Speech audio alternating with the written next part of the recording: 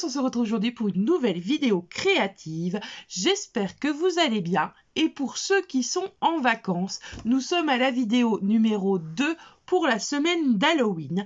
Donc je vous propose aujourd'hui de réaliser des boîtes en origami, parce que oui, le scrap, c'est aussi de l'origami. Et vous allez voir qu'il vous suffit d'une feuille de papier carré, de vos petits doigts et rien d'autre. Pas de ciseaux, pas de massicot. Je vous garantis un tuto sans colle, sans scotch, sans rien du tout. Juste du pliage.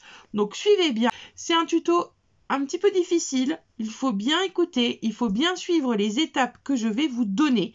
Et normalement, le résultat sera cette petite boîte. On part d'une feuille carrée. On obtient une boîte rectangle. Fin du tuto, je vous montre 3 modèles différents.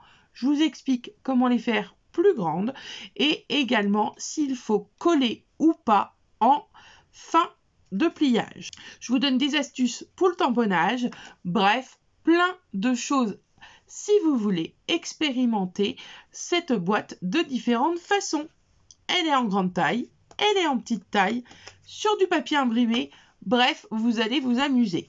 Donc, je vous laisse découvrir ce que je vous réserve. Bon pliage, suivez bien car c'est important. N'hésitez pas à mettre pause ou à réécouter la consigne pour pouvoir vous amuser et créer avec moi.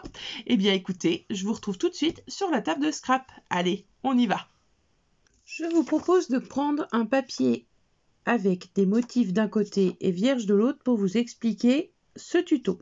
Donc premièrement, vous allez prendre un morceau carré, donc de la taille que vous voulez, en sachant qu'à plus votre carré sera grand, à plus votre boîte rectangle sera grande. Et vous allez venir plier votre papier en deux. Donc on voit apparaître les motifs. Donc vous vous mettez bien à fleur d'un bout à l'autre, parce que l'important c'est d'être régulier pour que ce soit joli. Ensuite, vous faites pivoter ce papier à 90 degrés et vous pliez à nouveau en deux. Vous avez donc un papier qui est divisé en 4 morceaux. Ensuite, vous allez venir rabattre le bord du bas sur la jointure du dessus.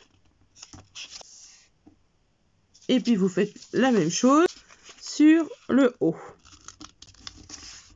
Quand on déplie, on voit alors que notre papier est constitué de 8 rectangles. On continue de travailler sur la face vierge et on vient prendre le bord bas et on le monte sur la dernière rainure du dessus. Et on fait la même chose avec le haut qui vient chercher la dernière droite en bas. Ça va nous faire 4 grands rectangles sur les bords extérieurs et 8 petits à l'intérieur. Ensuite, on va rester exactement dans ce sens. Nous nous retrouvons avec un seul pli en vertical et nous avons 5 plis dans l'horizontale. On va venir chercher le deuxième pli avec notre bord droit haut. Chercher notre deuxième pli en partant du bord droit bas. Et on fait pareil. À gauche, on cherche le deuxième pli bas. Et on fait la même chose avec le coin gauche, deuxième pli haut. Ça nous donne ceci. On retourne ensuite face décorée. Donc les plis sont à l'horizontale et on vient les positionner à la verticale. Donc là, on va venir chercher le bas. Et le bas va venir sur le pli central de notre page. On fait la même chose avec celui du dessus.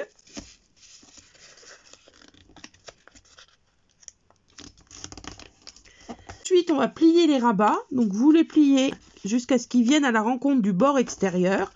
Vous faites la même chose avec celui du bas. Donc là, on va soulever le volet. Et on voit qu'il y a 2 petits triangles. Les triangles, on va les ouvrir.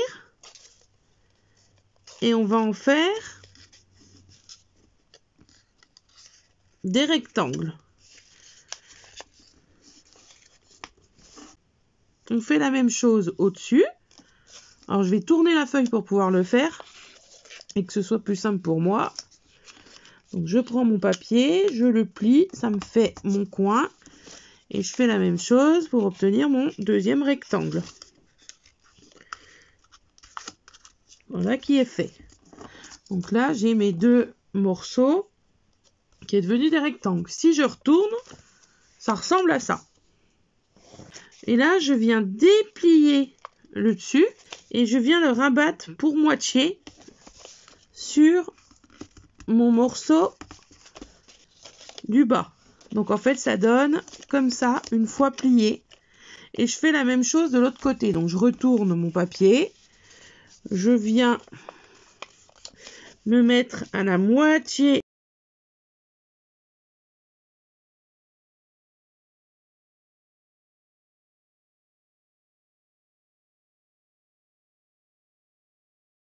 donc ça nous donne quelque chose qui ressemble à ça. Il va nous falloir former la boîte. Donc pour former la boîte, on va venir surélever le deuxième trait.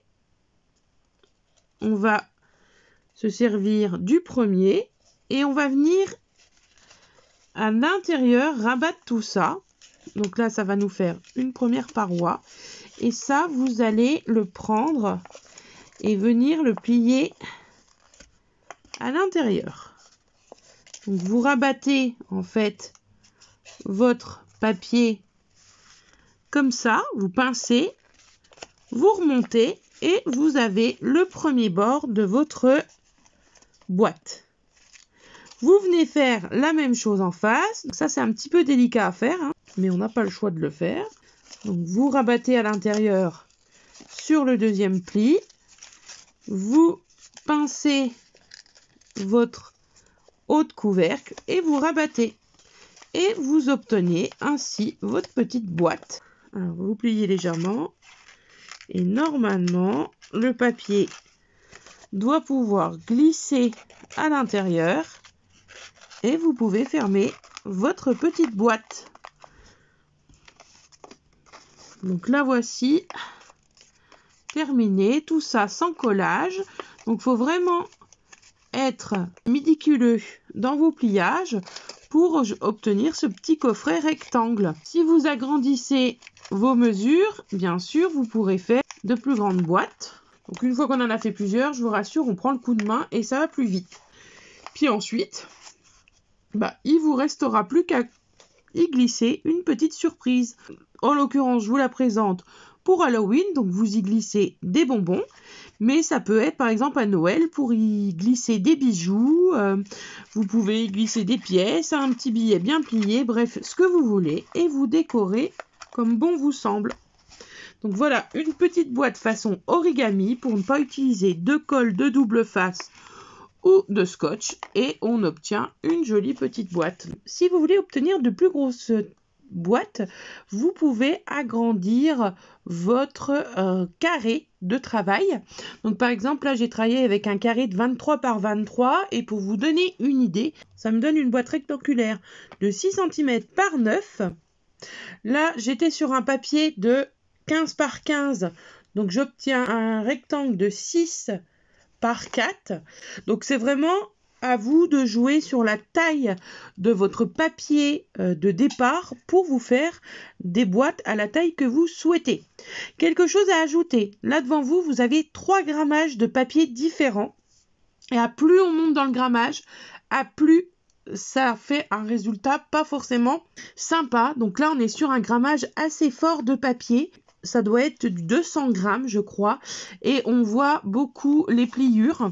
Donc, c'est pas forcément à ce qui est à retenir. Là, je suis sur un papier pareil, assez épais, mais un petit peu moins que celui-ci. Donc, le résultat devient plus sympa. Et là, je dois être sur du 80 grammes. Et honnêtement, 80 grammes, je pense que c'est ce qu'il faut. Après, soit vous utilisez du papier décoré, soit vous utilisez du papier uni. Ça, c'est à vous de choisir et c'est à vous de voir surtout. Et si vous voulez faire comme moi du tamponnage direct sur votre boîte, je vous conseille de le faire avant de plier. J'ai également testé pour voir ce que ça donnait de coller certains endroits de la boîte à l'intérieur.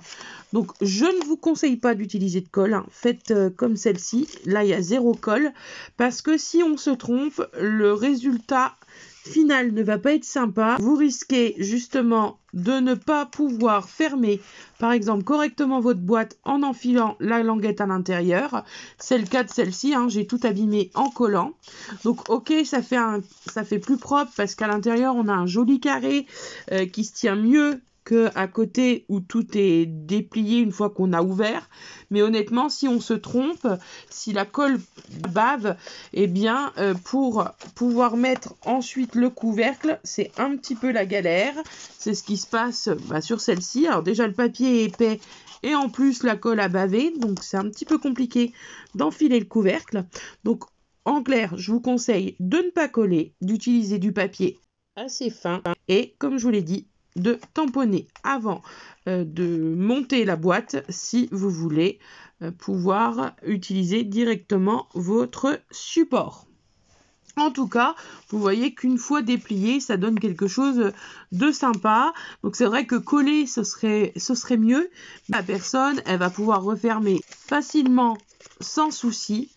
Et c'est ce que je pense est le plus important dans cette boîte.